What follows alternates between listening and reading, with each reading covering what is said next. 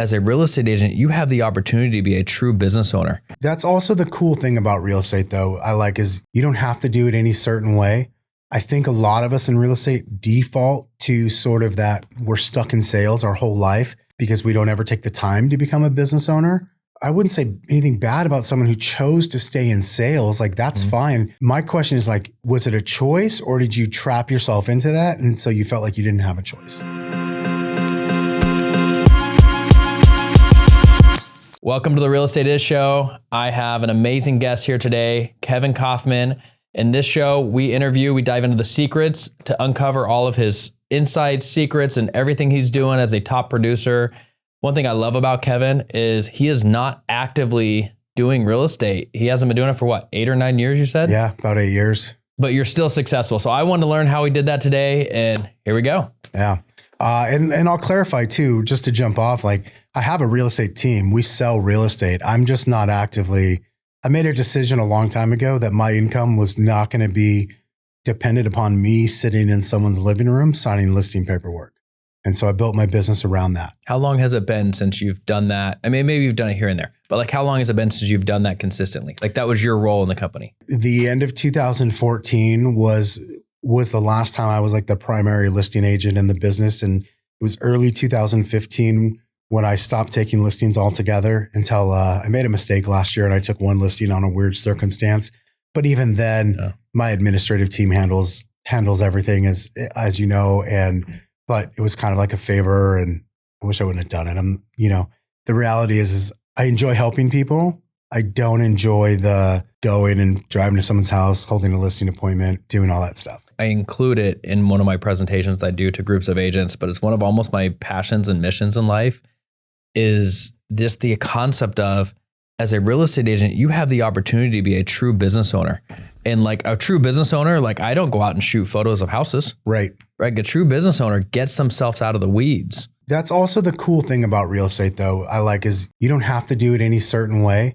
I think a lot of us in real estate default to sort of that we're stuck in sales our whole life because we don't ever take the time to become a business owner. I wouldn't say anything bad about someone who chose to stay in sales. Like, that's fine.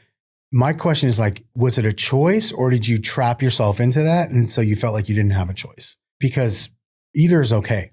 Like, either's fine. Like, I could shoot holes in what I do too. Like, I could make more money if I was doing transactions. I would have more control. We would scale faster, like a lot of things, but I was really clear on the type of business I wanted to have.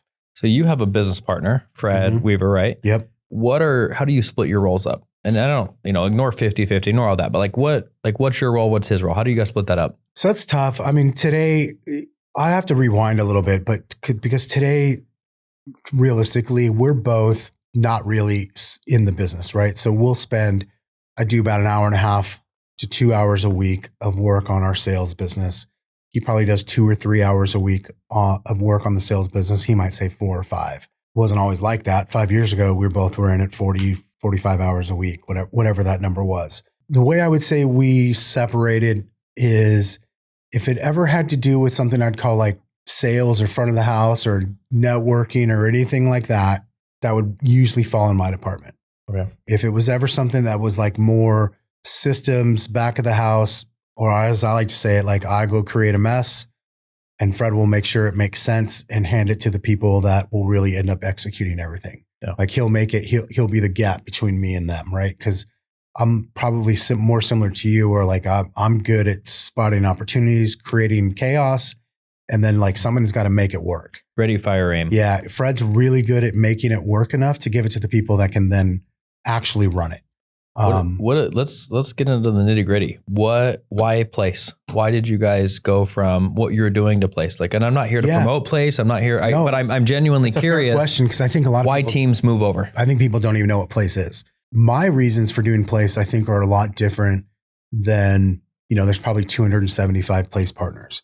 I bet you there's probably not more than 5 or 10 other teams that probably have a similar answer to mine. So I'll give you my answer, and then I'll give you the answer what I think other people would say. So my answer was a couple fold. There's the selfish reasons, which I'll go into, and then there's for our team. Now, something about our team you should know: prior to this year, when we joined Place, probably had about 15 or 16 agents on the team.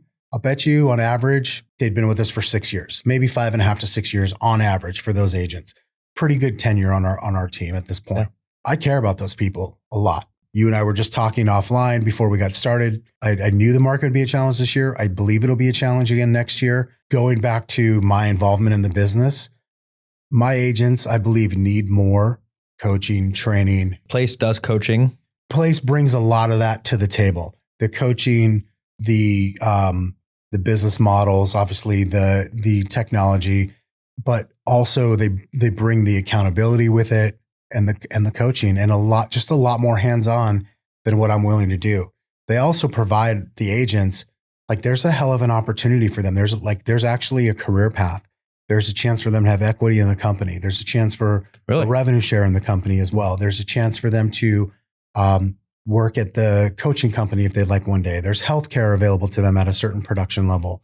There's a lot of things that are available to them that would never be available just on our team, Group 4610 alone. Sure. Or through EXP or one of the brokerages, right? Yeah. And EXP is there's some crossover there. But the point is, like, they definitely offer a solution of things like that I'm never going to be able to provide. So that's kind of like, I care about them. The selfish part, if you will, for me is I don't want to ever be back in the day-to-day of it. So I get to leverage their platform and their system to be able to make sure I can stay out of it. And I'm going to make a lot of money from it.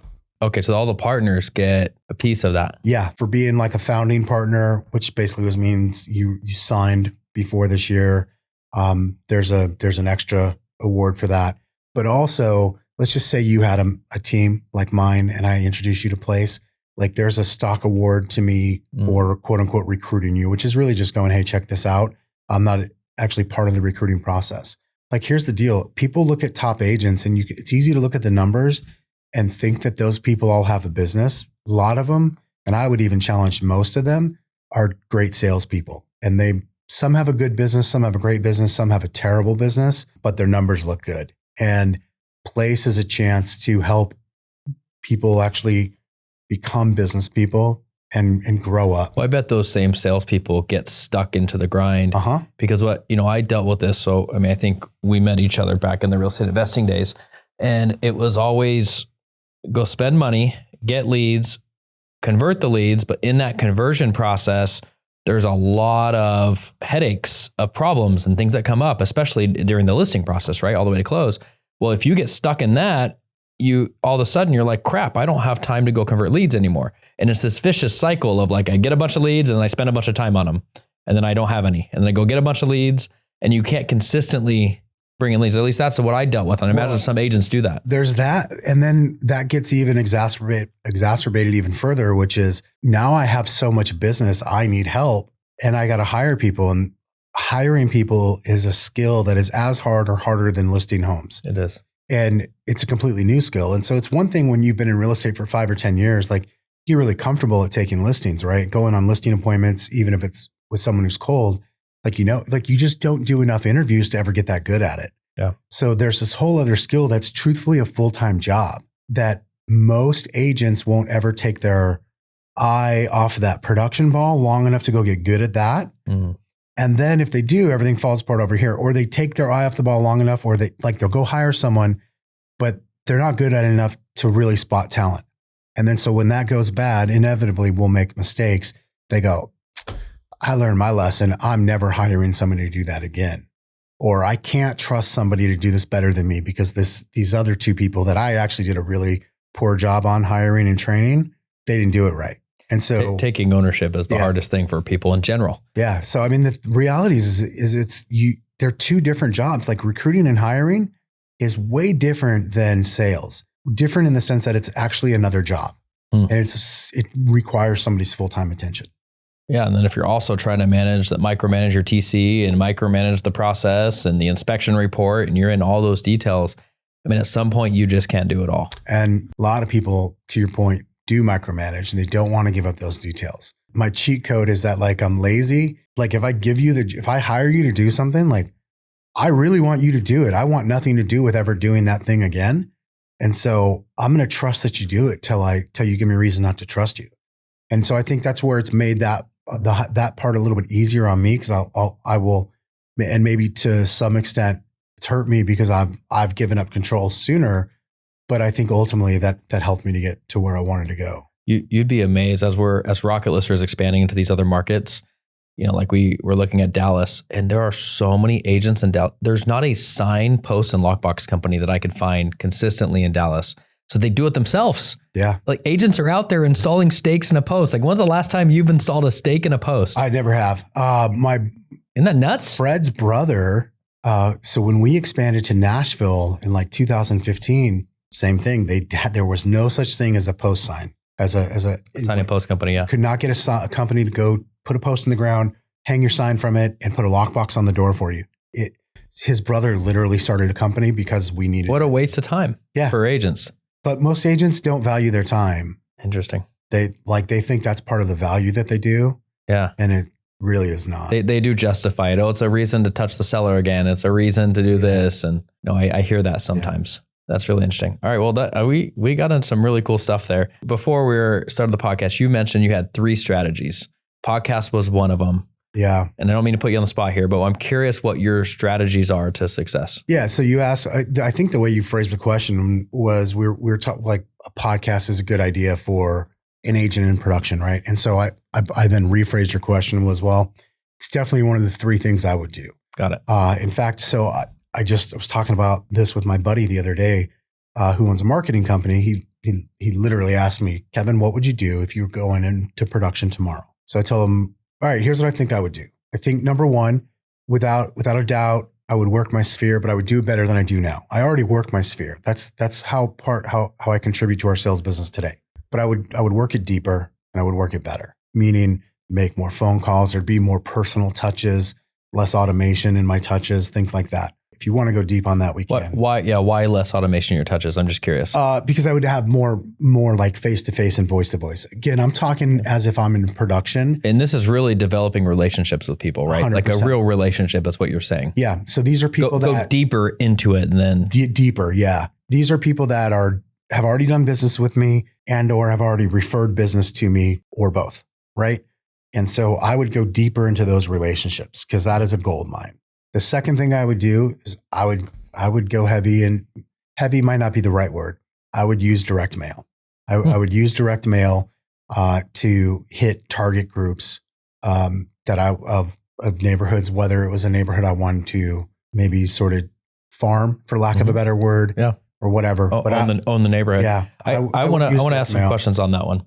So I used to send out 30 to 40,000 pieces a month back in the day. And I was in the real estate investing world, which is different than the real estate agent marketing world.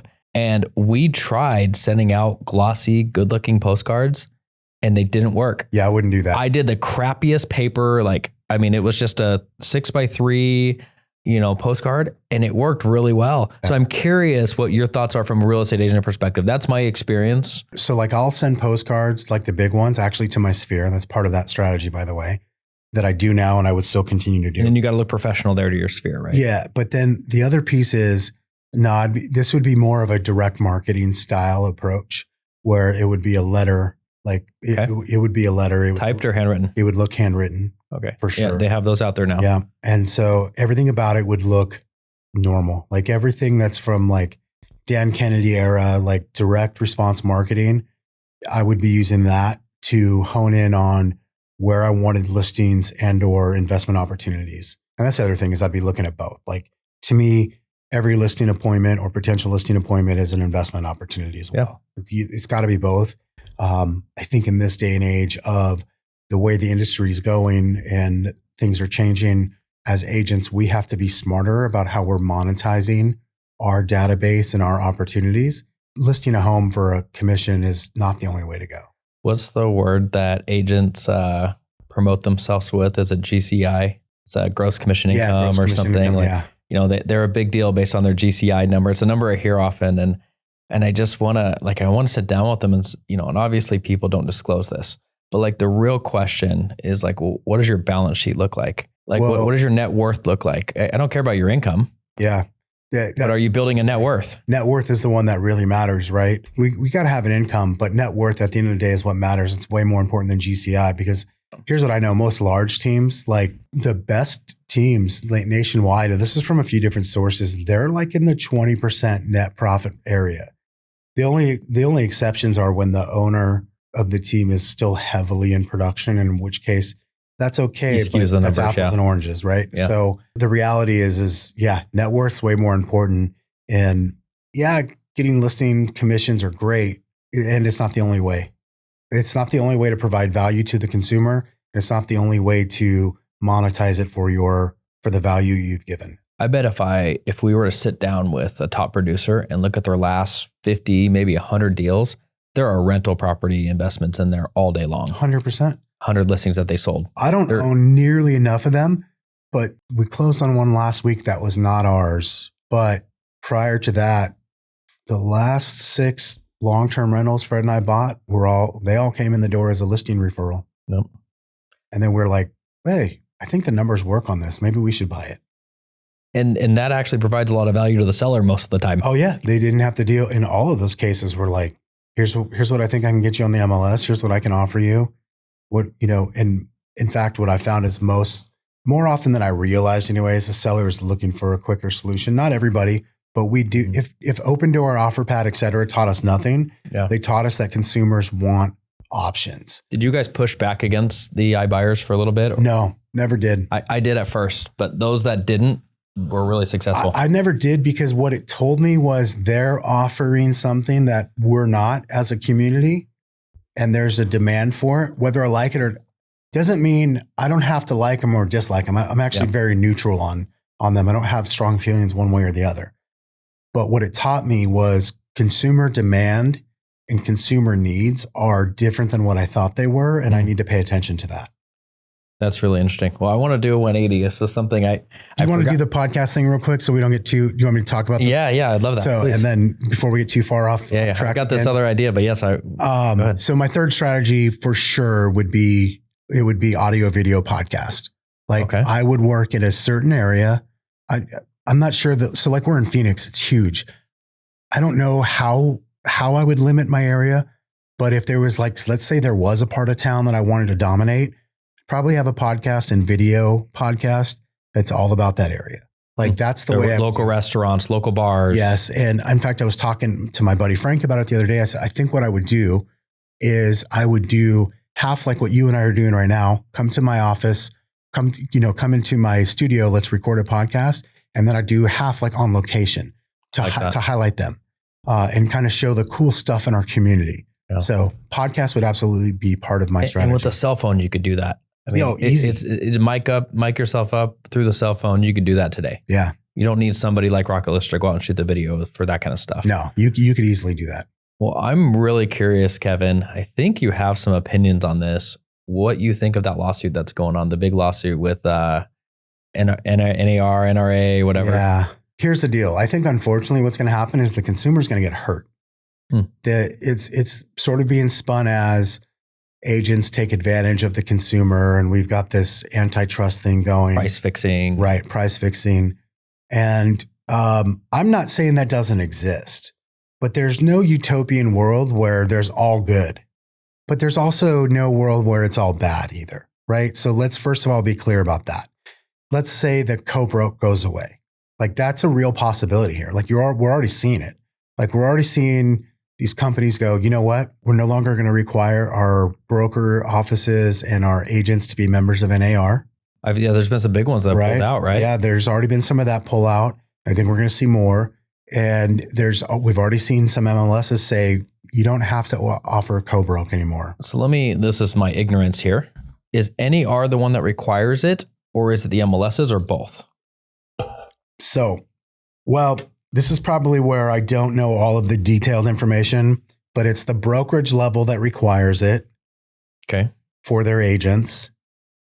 And then also the MLS. Here's the deal. That actually, that side of it, I think I'm not anti-NAR. For the record, I actually think they do more good than bad. Their problem is they do a poor job in telling us what they do for us, for our dues. That's actually, to me, their worst thing. Now, a lot of people will say they're worthless. I don't even know what they do. Why do I have to pay them every year? Sure. Well, They spend a lot of time advocating for you. And they lobby, yeah. They lobby. It's the largest or second largest lobbying group in the country. You get politicians that don't know anything about real estate agents involved in making decisions without a lobbyist there to talk on your behalf. There's a real problem. And that's what that's what they do. And so I want to be really clear. I'm not anti NAR. I obviously question my dues sometimes as well. The problem is we're forced into it. I'm forced, if I want access to the MLS, then I have to be an NAR member, even though they're different things. And supposedly I don't need to have one for the other. The MLS goes, no, you have to be. They're not really connected. Yeah. NAR goes, no, you don't have to be a member of us to sell real estate. Yeah. But the MLS goes, well, if you want access to the MLS, you have to be a member of NAR. It's an easy example is, well, if you want access to the MLS, you have to use Rocket Lister. Obviously that's preposterous. Yes. But nobody would agree to that. Same thing. But it's a similar idea. Like they're not connected. Yeah. So in fact, we're probably more connected because we provide the photos for the MLS. Exactly. So then also pressure, the brokerages go, well, you got to be a member of NAR if you want to be at this brokerage. Yeah. All the major brokerages do that. Yeah. All of them. To be clear, I don't think that NAR is bad. I think their messaging is terrible and they're unclear on how to talk to us at our level as a real estate agent community. I think if anybody's being harmed, it's us as agents. So what happens if the co-broke goes away? What does that world look like? Well, I think what happens, first of all, is the seller still has the right to offer a co-broke if they want. My hunch is most sellers will, at least if their agent is good. And because they're going to explain to them the way buyers come to us, right? So I first of all, it's going to be optional is my guess / understanding, current understanding. Secondly, you got to look at it from the eyes of just like common sense of, okay, cool. Part of their argument is this is driving up home prices, right? Let's just say that's true. I don't think it's true, but let's say it's true. Mm-hmm. Let's say magic wand, January 1st next year, you no longer have to offer a co-broke. You pay as a listing agent. And so as a seller, they can, they don't need to, they can hire you as an agent. But you want to sell your house for the most amount of money possible. You want to attract buyers that have real estate agents. Yeah.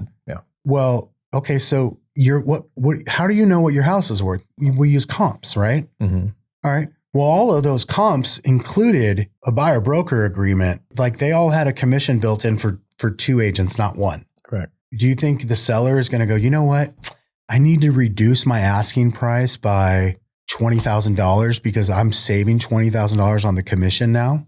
Mm. Or do you think they're going to want $20,000 on that purchase price? Yeah, right. So like the reality is this is going to end up looking a lot messier than what they want it to be. I've heard some people say online, and I did a little bit of research. It's like I dive into it, then I get busy, and then I dive into it and I get busy. I'm trying to watch the case. I think it ends a week from now, right? Pretty soon. Week and a half. It's definitely wrapping up soon. So nonetheless, I've heard somebody say online that maybe what would happen is the buyer would be required to pay the buyer's agent. Yeah. Which I don't know how that happens. Like what buyer out there has their down payment plus the ability to pay a commission on top of that? That's part of how it could happen. But as an agent, so I'm going to put myself back in.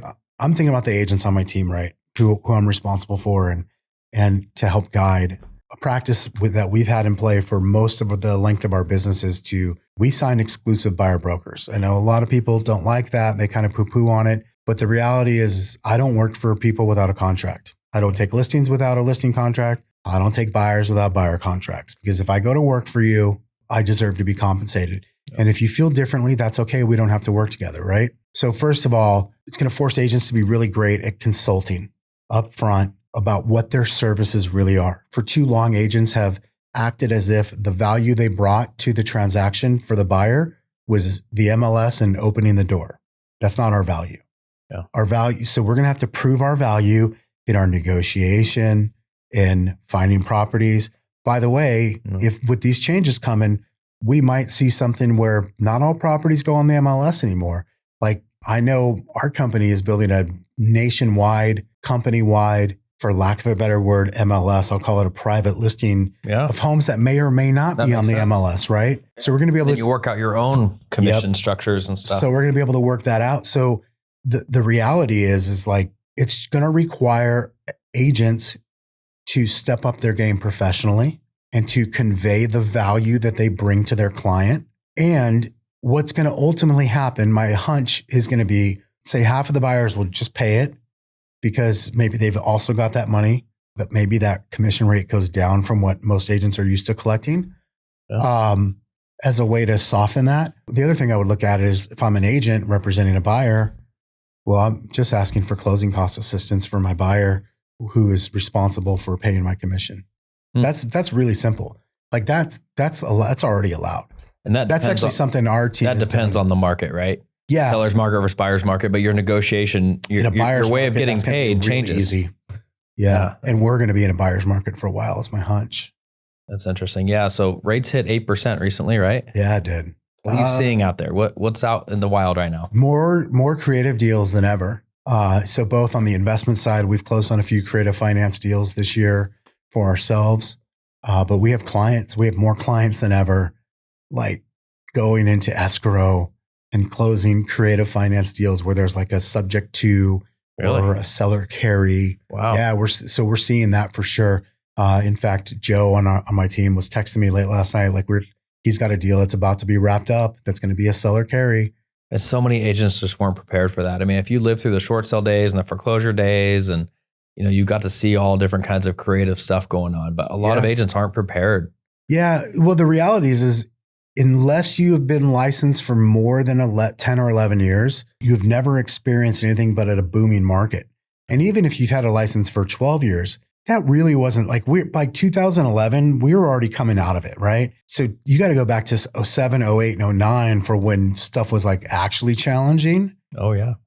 And much different than what it has been. And so even people that are really successful, have a sound business but they've been in real estate for 10 years or less, like they actually this is brand new for them.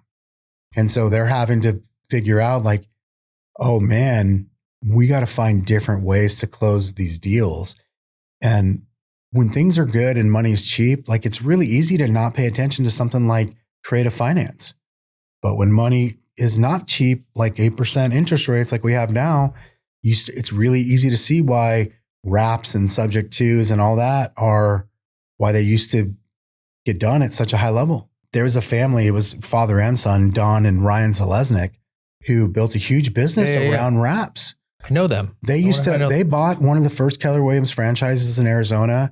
And I remember watching a video. This was like 2007, 2008. Like I'd barely been licensed, maybe a year at the time. And I watched this video and Don had built this business where he matched buyers and sellers, put them in a wrap. And this was the cool part. This was the thing I'll never forget. So there's a servicing company to make all those payments. Yeah. So everybody like was clear on how payment. His commission got paid monthly too. Interesting. So instead of like getting, I don't know, $2,000 at once, because back then sales prices were a lot lower. Sure. It's like $6 a month. Interesting. For 2 years. So he had continual income coming in. Yeah. So he built this amazing business out of it. And he was like, he's a legend, man. I didn't know that part of it. I've heard the name and I've run into them somewhere. Don was a legend, man. Yeah. They've been around for a while. Yeah. Well, you're on the Real Estate Is podcast. I've got this. I thought it turned out really good. Wow, dude. Your face dominates the whole thing. Definitely dominates that. Which is very Kevin-esque. Have you thought about your words here? Oh man. What's funny is I tried never to think ahead of time about my answers. And I started to think about it a little bit yesterday after we texted. I could give a lot of answers to this. It's just got to fit on this line. The word that comes up to me, dude, is opportunity. Okay. It's an opportunity. So tell me, what do you mean by real estate is opportunity? I believe it's opportunity for us as real estate professionals, first of all, to create a business that has high income potential, has the ability to also provide us a lifestyle that we want, which those are not necessarily the same things, but it's also an opportunity to help people. Like at the end of the day, have you ever noticed that almost every single human being has energy around real estate? Like, I think there's something about real estate. Listen, I'm not the most religious guy on the planet, but I got a buddy that was a pastor. And he used to say, it's in the first chapter of the Bible.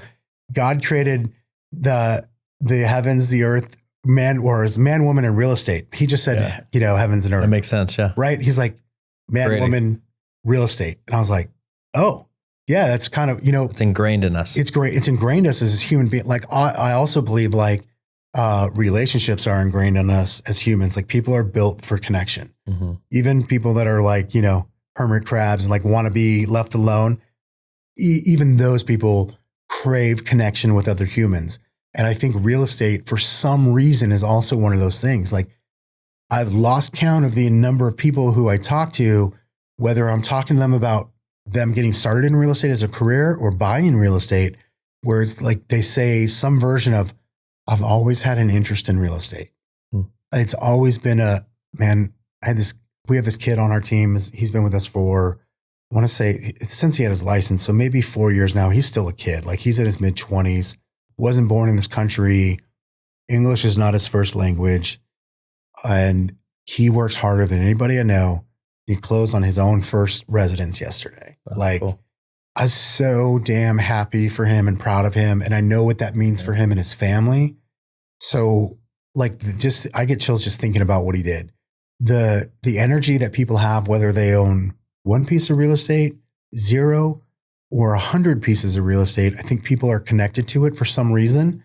And so I think that both as professionals, where we have the opportunity to build a business, we also have an opportunity to help people reach their goals and provide something to their family that's important. Like, as silly as I'm like, you have kids, I have kids. I remember my wife and I had bought a house and then sold it. We wanted to move to a different area of town. We didn't want to buy. I wanted to find out if I wanted to live there first. I didn't buy, and I convinced myself it's because we were too high in the market cycle. And so we rented, and then we needed to move. So we rented another house in the same area. And then I was like, okay, this is dumb. I need to buy a house. So we bought a house. And I remember the look on my kid's face when they realized that this house was one that we owned and we would never, somebody else didn't own it. That we paid for it. It's ours. Nobody could ever take it from us. This is where we can live for as long as we choose to live. And your kids are young and they still understood it at that young age. Like, that's this is mine. I mean, mine is one of the first words kids learn, right? And that sense of ownership. I was never that much attached to, like, I've always been a proponent of owning real estate. In fact, I owned plenty of rentals over the years. Even when I didn't own my primary residence, I still owned other real estate. Yeah. So I'm a believer in it from a financial standpoint too. But even that was like a reminder to me that, like, as humans, for some reason, it's ingrained. That's really cool. Well, thanks for coming on the show today. Dude, thanks for having me. This is awesome. Yeah. Appreciate you. Cool.